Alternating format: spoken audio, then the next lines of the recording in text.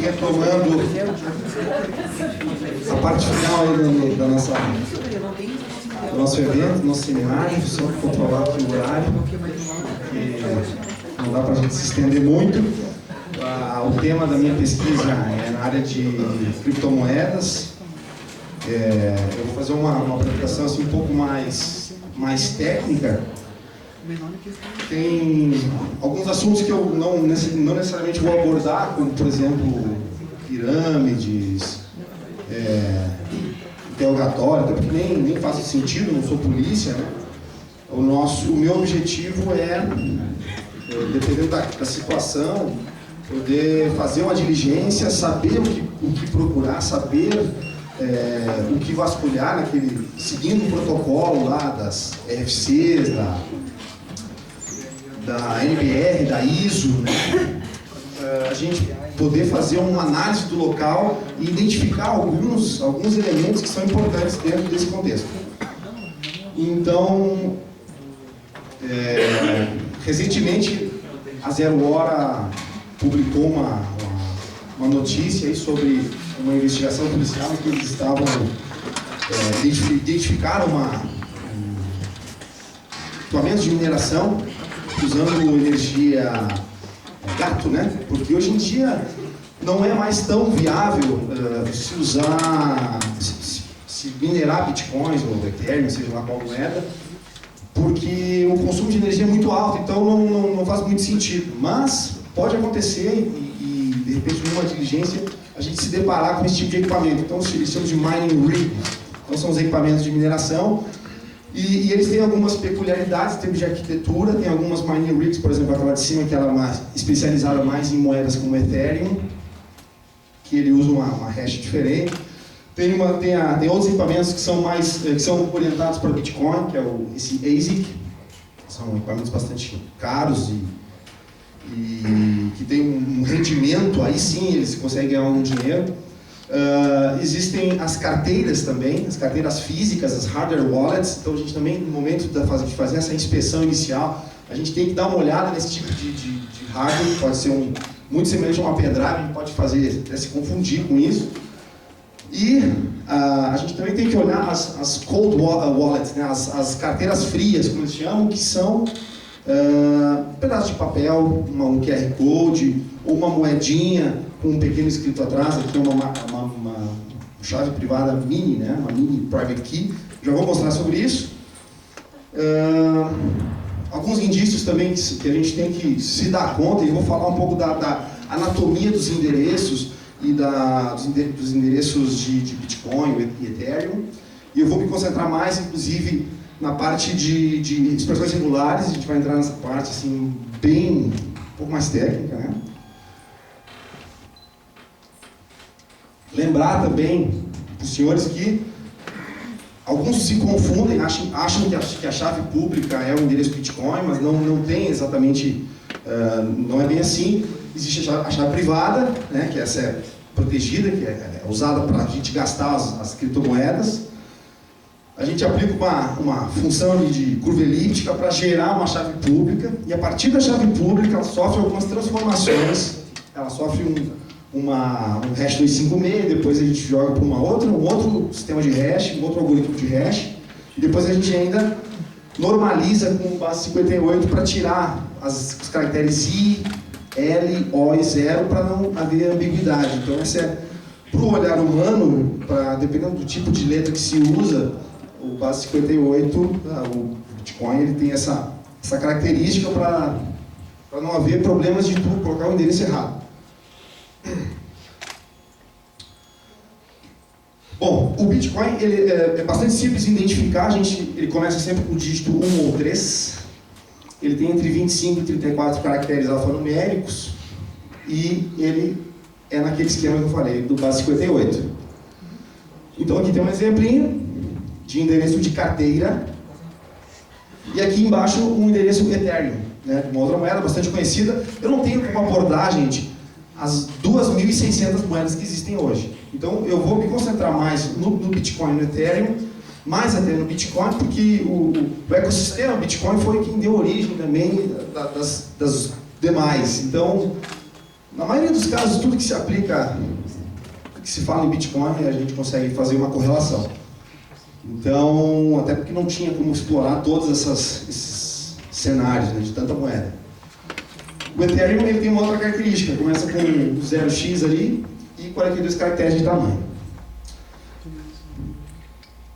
Aí, facilmente a gente consegue construir uma expressão regular bem simples, bem básica, né, para quem é programador, e eu consigo colocar isso dentro do IPAD, consigo colocar isso dentro do FTK, consigo colocar isso dentro de um script em PHP, em Python, e fazer uma varredura. E foi o que eu fiz.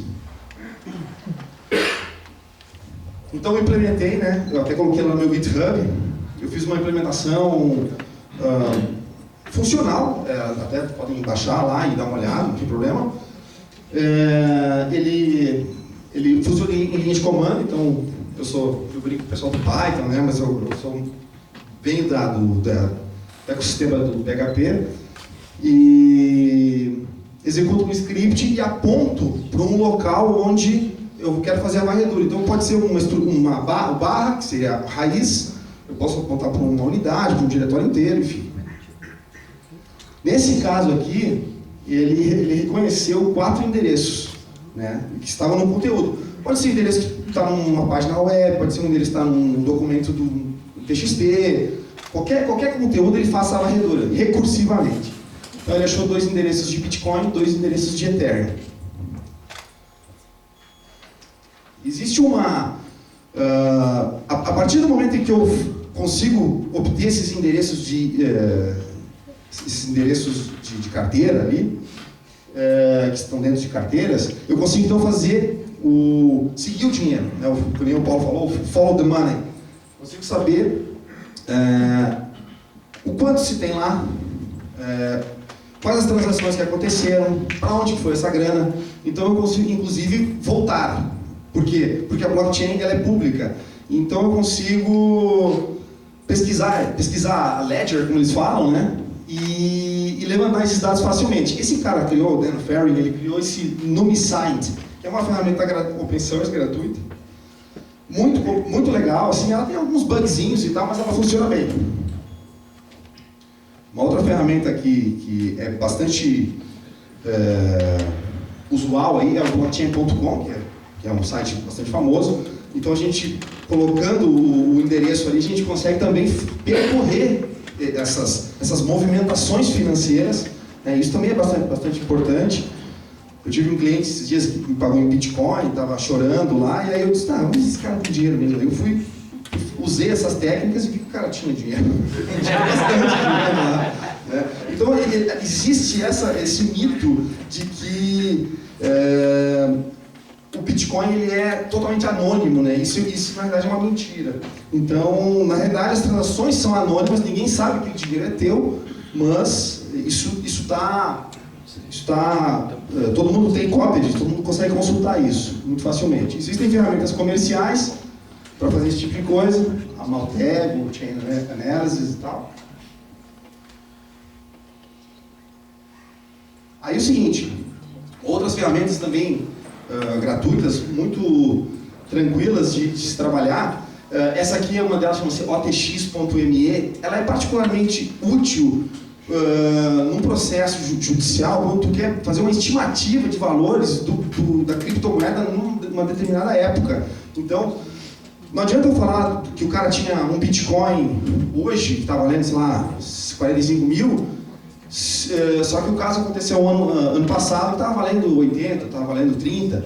Então o valor, convertendo isso em moeda fiat, que é a moeda que a gente usa, né, que é o real, dólar, ela sofre uma variação muito grande. Então é importante que a gente tenha essa noção de conversão também, do quanto ela realmente vale na época. E o OTX.me ele me traz esse perfil de valores temporal.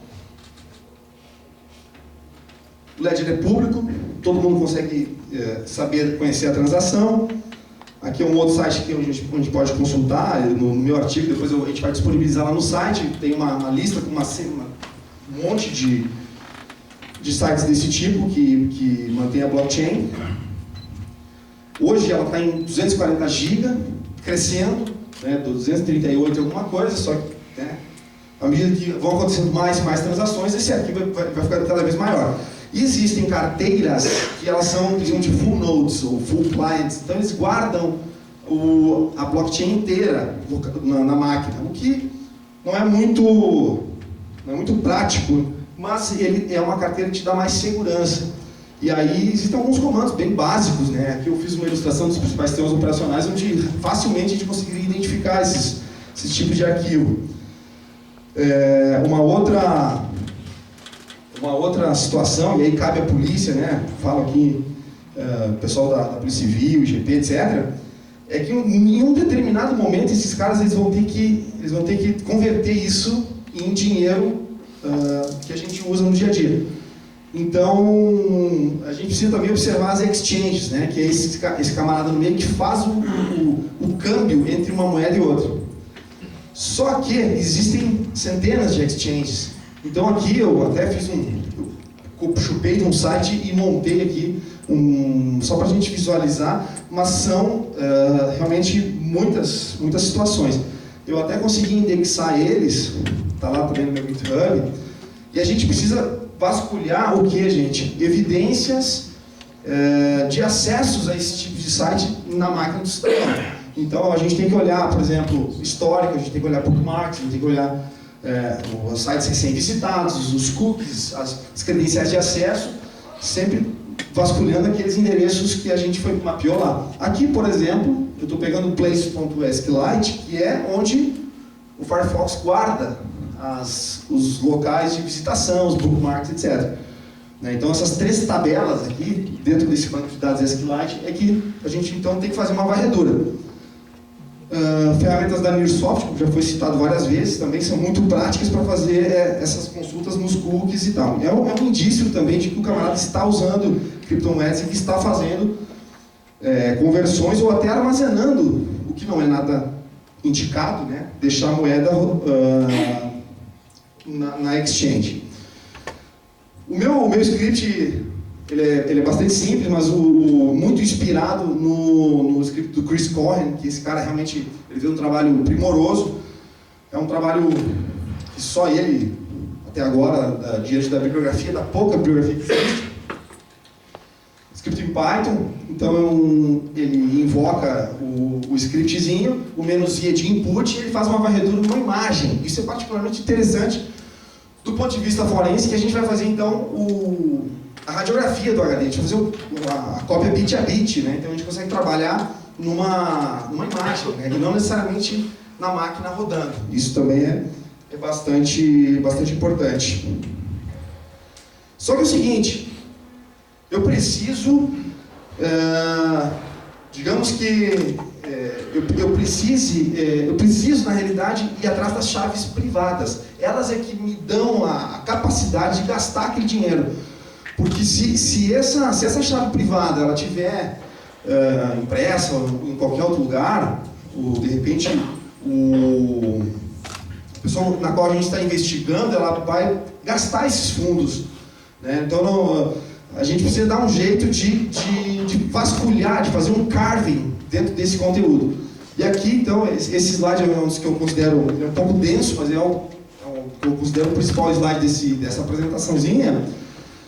Eu falo das chaves privadas em formato normal, digamos assim, né? Então ela tem exatamente essa anatomia, 64 caracteres hexadecimais, né? Então também facilmente eu posso construir expressões regulares para fazer essa busca. As chaves elas podem estar em outros formatos, como por exemplo o Wallet Import Format, o WIF chama, né? Ele já tem uma outra característica, por exemplo, 51 caracteres ou 52, sempre começando com 5, com K ou com L. Então aqui já vai um exemplinho. Existem chaves que elas estão no BIP. BIP é Bitcoin Improvement Protocol. São protocolos de melhoria da rede Bitcoin. E aí ele tem um outro formato, ele começa com 6P e vai embora. A chave ela pode ser uma mini private key para guardar em pequenos espaços, fazer uma QR code menor. Então ela já é bem pequenininha. Né? E carteiras determinísticas e hierárquicas, na realidade a gente tem uma série de palavras da língua inglesa que não tem correlação entre elas, mas que elas servem para se transformar numa chave privada que vai ser importantíssima para que a gente possa passar isso para uma outra carteira, uma outra conta, né? E tentar conter, né, de repente uma eventual fuga desse dinheiro. Né? Então esse é o principal objetivo. Existe uma biblioteca que é agora não vou lembrar, é a Bitcoin Library, Development Library, open source. Então ela tem comandos que a gente consegue converter entre um formato e outro. Então, se eu encontro uma chave privada em formato IF ou IF comprimido, ela tem uma pequena variação também, eu consigo transformar entre formatos. Isso é particularmente importante. Muitos assuntos. Esse assunto é bastante... 15 minutos não tem como falar das diversas possibilidades. E lembrando que, no momento que eu tenho a chave privada, eu consigo então gerar as chaves públicas e eventuais carteiras aí. Bom, não preciso dizer, né, que quando a gente está trabalhando com cripto, é uma das principais características do perito a questão da idoneidade, a questão, né, o Luciano Madeira falou do HTCIA. O HTCIA é um instituto de investigação de alta tecnologia que só entram pessoas com idoneidade, que eles fazem uma consulta, puxam a ficha do cara, né? Então a gente tem, felizmente, a gente tem uma reputação e consegue então trabalhar nesses casos, né? E recentemente aí também eu vim trabalhando num caso com bastante repercussão aí e que também me motivou a escrever esse artigo. Mas assim, eu sei que meu tempo já foi. Eu só gostaria de ressaltar que esse paper completo ele vai estar lá no site. Então, até fomento depois vocês darem uma olhada, porque existem outras nuances ali, outras ferramentas que podem ser úteis para vocês que estão querendo fazer esse tipo de... Não roubar fundo do coitado do cliente, né? Deus o livre. Mas tem que saber o que procurar, saber o formato das carteiras, se familiarizar com esse tipo de software, os nomes, principalmente a Electrum, que é uma das principais carteiras, que ela tem uma opção de ferramentas de importação e exportação, carteiras em mobile, carteiras web. Né? Tem gente que não quer instalar uma carteira na sua máquina local, mas ele está usando uma carteira web. E a gente precisa saber, conhecer os principais sites que guardam esses fundos na web. E a gente faz a mesma approach, a mesma abordagem que a gente vai nos cookies, etc. A gente também tem que conhecer, pelo menos, esses endereços. Então, é um assunto bastante denso. Eu vou ceder a palavra para o próximo apresentador aqui. E fico aberto a perguntas, para a gente conversar mais. Esse é um assunto bastante pertinente e muito em voga hoje em dia, né? Em função da popularidade das criptomoedas, né? Então, eu tentei fugir realmente dos escândalos, do Silk Road, dessas coisas, e das pirâmides, e o tempo todo, né? Tá na mídia. Então, eu realmente me foquei nos aspectos técnicos da investigação em criptos. Perguntas, amigos, por favor. Conta. Primeiro, parabéns pela palestra, pelo assunto. Obrigado. Quem se interessou pelo assunto, tem um grupo de Porto Alegre que a gente faz uns meetups, então tem palestras para iniciante que nunca mexeu e quer começar a se envolver, e tem palestras também dessa parte mais técnica que envolve endereço e tudo mais. Outra coisa que eu queria comentar para essa sua ferramenta no GitHub, eu acho que eu já vou fazer um forte de seguir, não vou nem fazer um forte, mas eu talvez para contribuir. Isso. Porque, por exemplo, já tem o BIP 173 que teve o formato dos endereços que agora é o BEC 32. Ah, sim. Então já tem endereços começando com BC1. Ah, olha aí.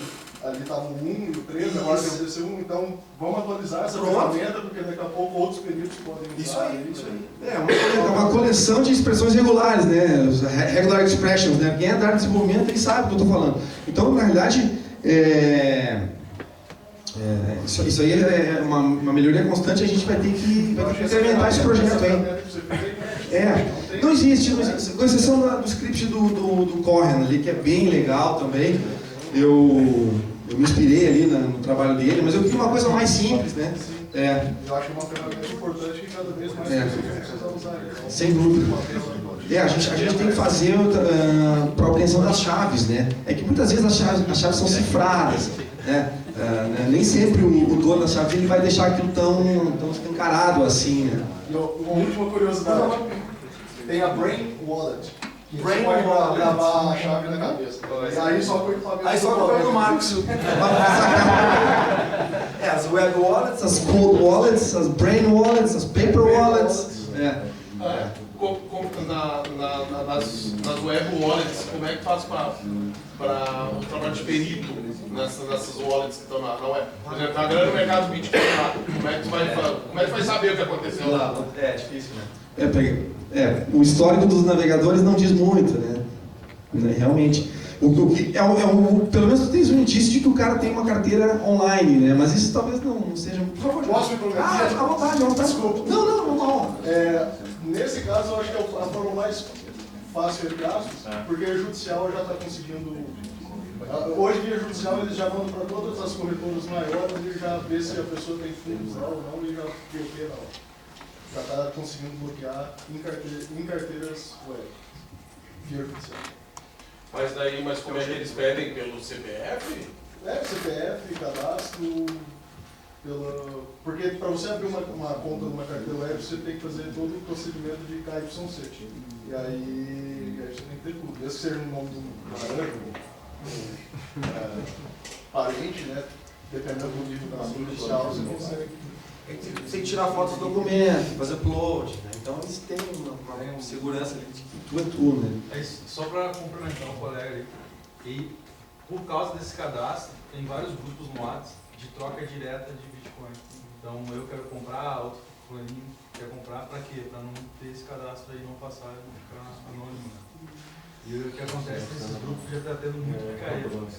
Então os caras que vão depositar, não deposita. Teve um grupo aí que eu participo e o cara tomou 6 mil de prejuízo.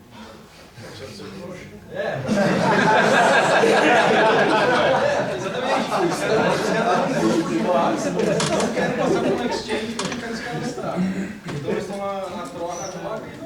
E acredito nos caras. Bitcoin não é crime, em primeiro lugar. Na nova 4 meses, 5 meses do Banco Central, que assinou ano passado, não é crime ter Bitcoin. Coisa que tem. Se tem lucro vendendo Bitcoin, tributa o lucro. Não é crime nenhum. Muita gente associa Bitcoin a crime hoje, não é? Porque no início, né? Por causa do início. É que o estereótipo a história do Silk Road.